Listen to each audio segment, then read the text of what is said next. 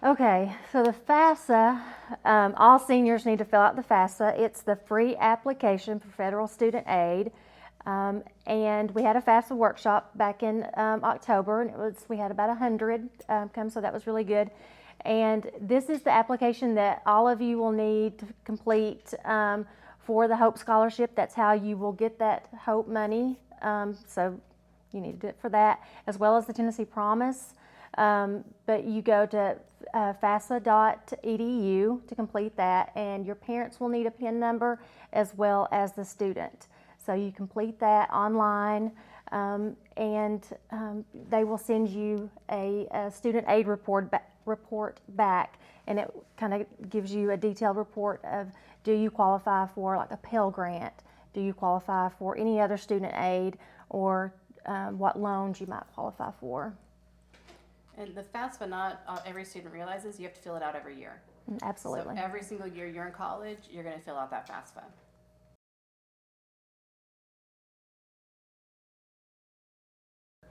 Loans you have to pay back. And there are different types of loans. There's government-sponsored loan, which are called the Stafford loans. There's private loans as well. So those you eventually have to pay back, and the terms are different depending on what kind of loan it is. Scholarships you do not have to pay back, but you do have to apply for them, and finding scholarships can be a job within itself. We have a scholarship database here at the high school where we have over 180 scholarships that are listed, and we're adding them every week. So it's always good to go back and check on that database for more scholarships. We have scholarships for 9th graders, 10th graders, 11th graders, seniors, all grade levels. You can find that by going to the Mount Juliet High School website, clicking on counseling, and then clicking on scholarship, and then click on the scholarship database. There's 4 tabs to look at each different kind of scholarship.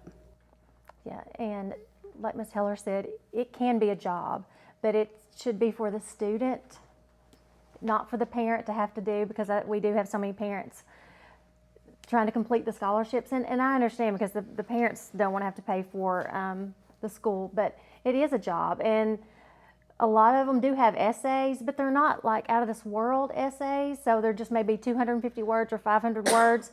And so not a lot of students want to do them. So if you will just complete the essays or complete the little tasks that it's asking, you have a good chance of maybe getting that, because there's not a lot. And we have so many scholarships that maybe are just maybe for Wilson County students or Mountain Juliet High School students.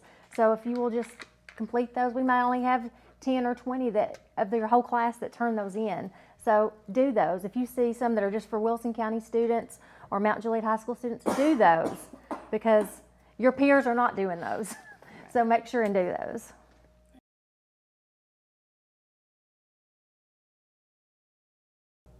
I would say, look at what your major, your intended work is going to be. Maybe if you're going to be in education or social work or something like that, I wouldn't want to come out owing, $100,000 at the end.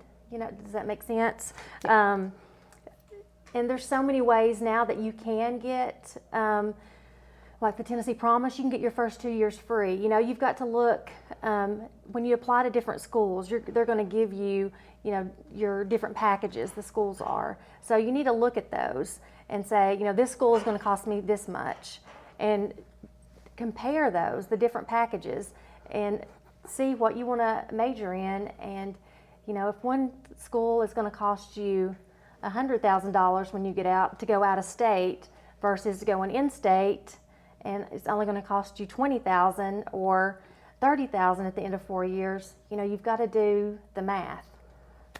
That would be my advice on that. Yeah, Mrs. Walker is absolutely correct. You need to balance it out with how much money you're going to make coming out of that job, out of that major, on how much you spend. If you're going to be a lawyer and you're going to go to grad school and you're going to make $100,000 and your firm is going to pay off some of your debt, that's completely different than if you're going to come out and be a social worker with $100,000 worth of debt. The debt's very different. So you need to balance it out with what you're going to make after college.